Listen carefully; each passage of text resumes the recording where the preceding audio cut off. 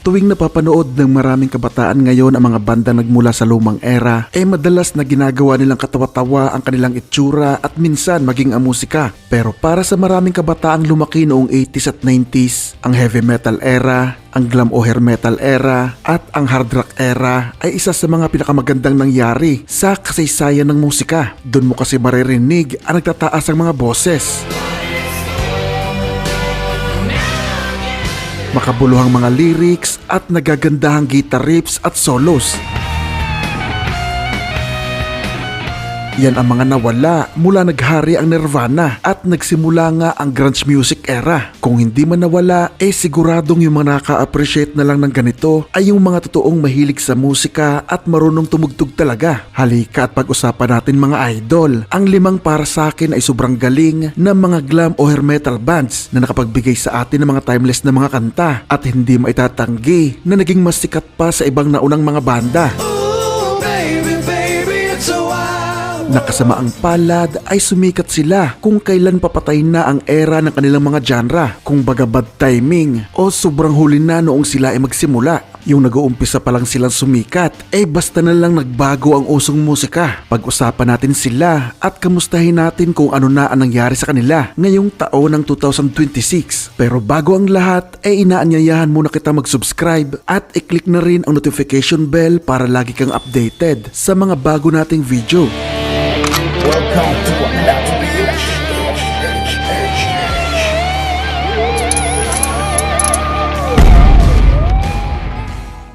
Unahin natin pag-usapan ang Mr. Big. Kung naging teenager ka noong 90s, imposibleng hindi mo naririnig ang mga kantang To Be With You at ang version nila ng Wild World na nagpasikat sa naturang kanta. Mga kantang tatak Mr. Big yan mga idol. Itinuturing silang isang super group dahil bawat miyembro nito ay nagawa ng maitatak ang pangalan sa listahan ng mga magagaling sa kani-kanilang mga hawak na instrumento. Binuo ang banda sa Los Angeles, California noong 1988 ng bass legend na si Billy Sheehan, bassist ng banda ni David Lee Roth, at itinuturing siya mga idol bilang Eddie Van Halen ng bass. Kinuha niya ang batang guitar wizard na si Paul Gilbert mula sa bandang Racer X. Para sa vocals ay nakuha niya naman ang noon ay gumagawa na rin ng pangalan bilang solo artist na si Eric Martin, at para makompleto ang ritmo ay sumali naman ang napakagaling na drummer na si Pat Torpey. Kinuha nila ang pangalang Mr. Big sa isang kanta ng British band na Free. Mr. P!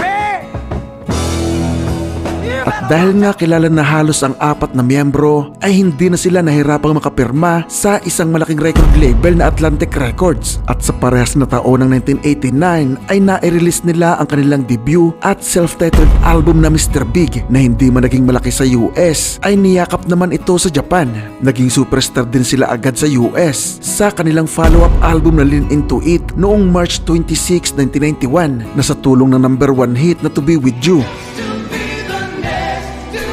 at number 16 hit na Just Take My Heart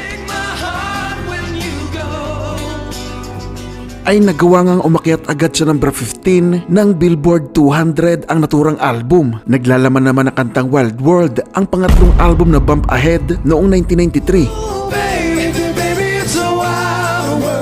Pero kasama ang palad mga idol ay hindi nito nakayang isalba ang kanilang nakamtang saglit na katanyagan. Matatandaang noong 1992 sa pagsabog ng kasikatan ng Nirvana ay nagbago na nga ang usong tugtugan. Walang nagawa ang Mr. Big noon kundi ang mag-focus na lang sa Japan, kung saan ay patuloy pa rin sinusuportahan ang kanilang musika. At dahil na nga rin sa mga disappointment ay umalis na si Paul Gilbert noong 1999, na kahit nga nagpatuloy ang banda sa tulong ni Richie Kotzen ay tuluyan na din silang disband noong 2002. Ang reunion ng original members noong 2009 para sa kanilang 20th anniversary ang naging simula muli ng malimit nilang pagsasama-sama sa iba't ibang projects, tours at maging mga albums. Hindi sila halos tumigil mga idol sa paglalabas ng mga albums. Katunayan ay 2024 lang na i-release ang kanilang pinakahuling album at katatapos lang din ang kanilang The Big Finish Tour noong nakaraang taon.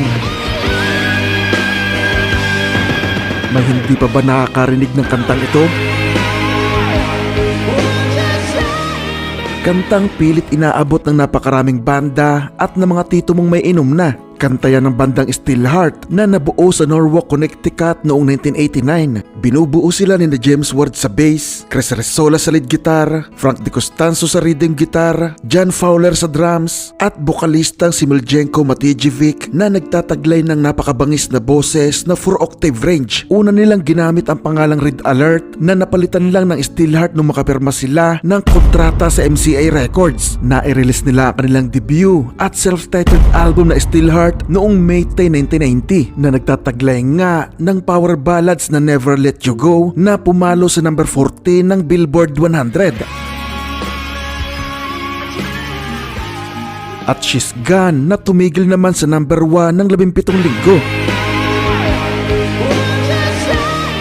Yung magawa maging superstar agad sa una pa lang na album mga idol at makalikha ng tumatak talagang kanta, masasabi natin na napakalaki talaga ng potensyal ng Steelheart. Pero sa pangalawa nilang album na Tangled in Rains noong 1992 ay sinalubong din sila ng pagpapalit ng era. Tapos bukod sa nabiktima nga sila ng grunge music, na-aksidente din naman ang kanilang bokalistang si Mike sa isa nilang pagtatanghal noong mag-opening sila sa bandang Slaughter na ginanap sa Denver, Colorado. Sa sobrang tindi ng injury na nakuha ni Mike, inakala ng kanyang mga kabanda na hindi na ito makakabalik pa sa pagtugtog. Nakakalungkot man ay iniwanan siya ng mga ito habang nadun siya sa ganong sitwasyon. Naiwan si Mike na mag-isa ng mga itinuturing niyang mga kaibigan. Dahil nga sa nangyari ay nawala ang Steelheart ng halos 4 na taon hanggang makarecover nga si Mike at muli nitong binuo ang banda kasama ang mga bagong set ng miyembro. Hindi na nila naibalik pa ang kasikatan pero patuloy silang nagkaroon ng mga projects at kabi-kabilang mga tour sa Asia lalo na sa Korea kung saan ay nakilala din si Mike bilang isang solo artist. Aktibo pa rin ang Steelheart hanggang ngayon mga idol pero paiba-iba na ang kasamang miyembro ni Mike. Sa mga timeless na kantang I Remember You, 18 and Life, at Wasted Time, ganun na din ang connection nila sa bandang Bon Jovi at Guns N' Roses, ay masasabi nating isa na ang Skid Row sa mga huling glam metal bands na nagawa makaranas na mapunta sa mainstream. Binuo ang banda noong 1986 sa New Jersey ng bassist na si Rachel Bolan at dating kasamang gitarista ng Bon Jovi na si Dave Sabo. Kinuha nila ang isa pang gitaristang si Scotty Hill, drummer na si Rob Afoso at bokalistang si Matt Fallon na kalaunan nga ay pinalitan ni Sebastian Bach. Sa tulong ng Bon Jovi na lagi silang isinasama para mag-opening sa mga tours, ay maagang ang nakakuha ng malawak na fanbase ang Skid Row. Nakapirma agad sila ng kontrata sa Atlantic Records noong 1988 at nakapag-release ng debut at self-titled album na Skid Row noong January 24, 1989 na pumalo agad sa number 6 ng Billboard 200 at na-certified pa bilang 5 times platinum. Andito sa album ang mga kantang I Remember You, Youth Gone Wild at 18 and Life. Successful din ang follow-up album nilang Slave to the Grind noong June 11, 1991 na nag-number 1 nga sa Billboard 200 at na-certified na double platinum sa tulong yan ng single na Wasted Time. Pero sa paglakas nga ng grunge music noong 1992 ay wala na ngang nagawa ang Skid Row mga idol kundi ang mag-focus na lang sa mga tours at ibang mga projects. Naglabas lang sila ng album noong 1995 na lipas na ang kasikatan ng grunge. Pero kasama ang palad ay tuluyan na talagang nag-iba ang usong tugtugan. Sobrang lakas na noon ng tugtugang alternative at umuusbong na new metal. Natanggal si Sebastian Bach sa banda noong 1996 at mula nga noon ay nagpapalit-palit na sila ng bokalista. Katunayan kahit hanggang ngayong 2026 ay kasalukuyan nga sila naghahanap muli ng bagong magiging mukha ng kanilang banda. Ang White Lion ang isa sa mga itinuturing na mabangis at sobrang talentadong glam o hair metal band na sumikat bago dumating ang grunge era. Sobrang minahal ng napakaraming Pinoy ang mga kanta nilang When the Children Cry, Till Death Do Us Part, at You're All I Need.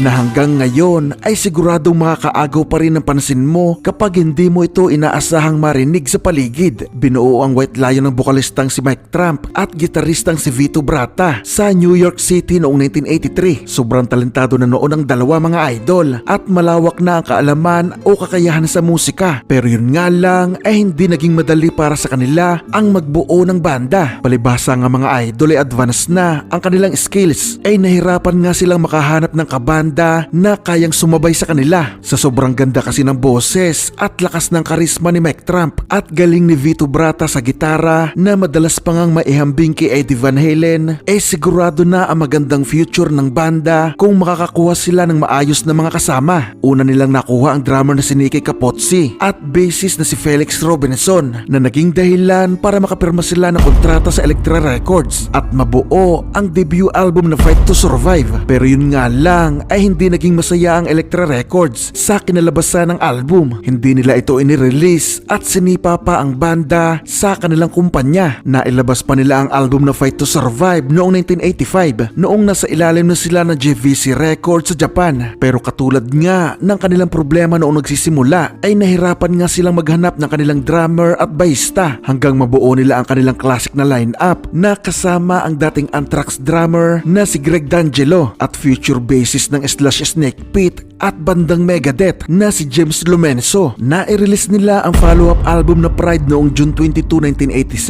1987 na sa tulungan ng single na When the Children Cry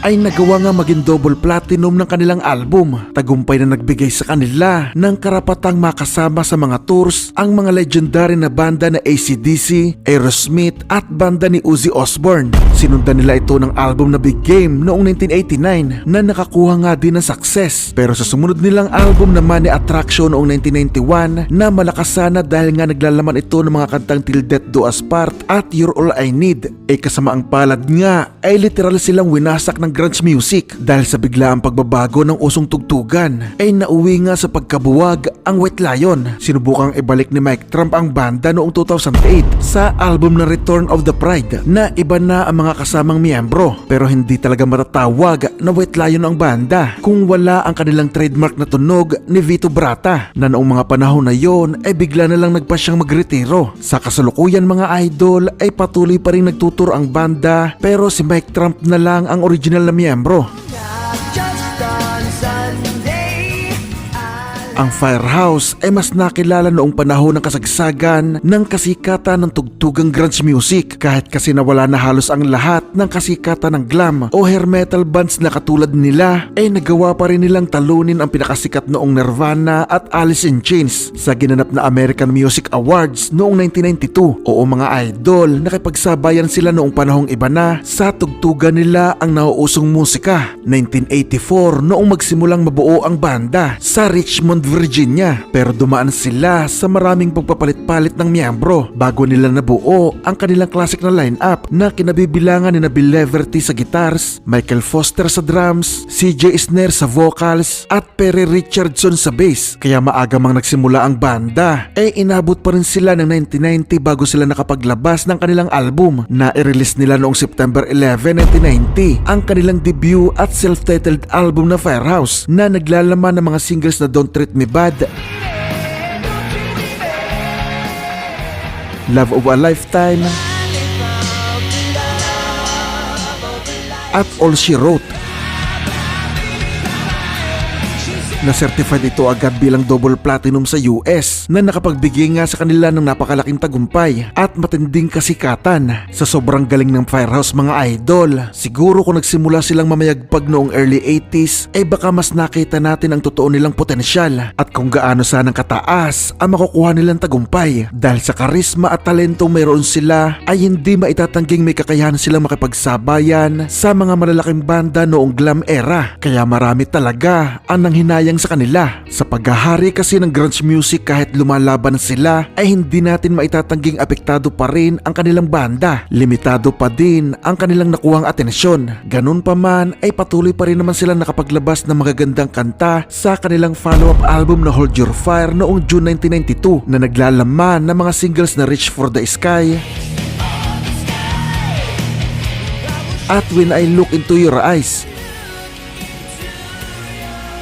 na kahit papano ay nagbigay sa kanila ng kakayahang lumaban sa makabagong era ng musika noong panahon na yon. Sa mga panahong yun mga idol ay nagbago na ang tunog ng napakaraming banda mula 80s na katulad nila na pilit nagsosurvive sa panahong iba na ang usong musika. Lumambot na ang lyrics ng kanilang mga kanta at ibinabagay na rin sa grunge ang tema. Kahit nga mga idol ang buhok na John Bon Jovi ay makikitang pinaputulan na rin. Ang nanatili lang noong hindi nagbago at hindi nagpatinag ay ang bandang Firehouse. Nanatili sila sa kanilang style sa musika man o itsura. Kinuha pa nila noon ang producer na si Ron Nevison na nakilala sa trabaho niya sa mga albums ng Led Zeppelin, Ozzy Osbourne, Europe, Heart at iba pang mga legendary na banda. Ito ang nag-produce ng kanilang sumunod na album na 3 noong April 11, 1995 na nagtataglay naman ng mga singles na I Live My Life For You at Here For You. Makikita pa sa sumunod nilang album na Good Acoustic noong 1996 ang isa pa rin nilang sumikat na kantang You Are My Religion. Pero nagpatuloy na rin talaga ang pagbaba ng kanilang popularidad. Bumabawi na lang sila noon sa kanilang mga tours na talaga namang dinudumog pa rin ng mga tao. Pumanaw mga idol ang kanilang bukalistang si CJ Snare noong 2024 na nakapagbigay nga ng kalungkutan sa mundo ng musika. Ganun pa man, kasama ang bagong bukalista ay patuloy pa rin namang nagtutur ang Firehouse ngayong 2026. Marami pang mga banda ang katulad nila na nasayang ang potensyal dahil nga sa huli na silang nagsimula, katulad ng mga bandang Extreme at Slaughter. Ikaw idol, may kilala ka pa bang ibang banda na pwede nating isama sa video nating ito? Pag-usapan natin yan sa comment section.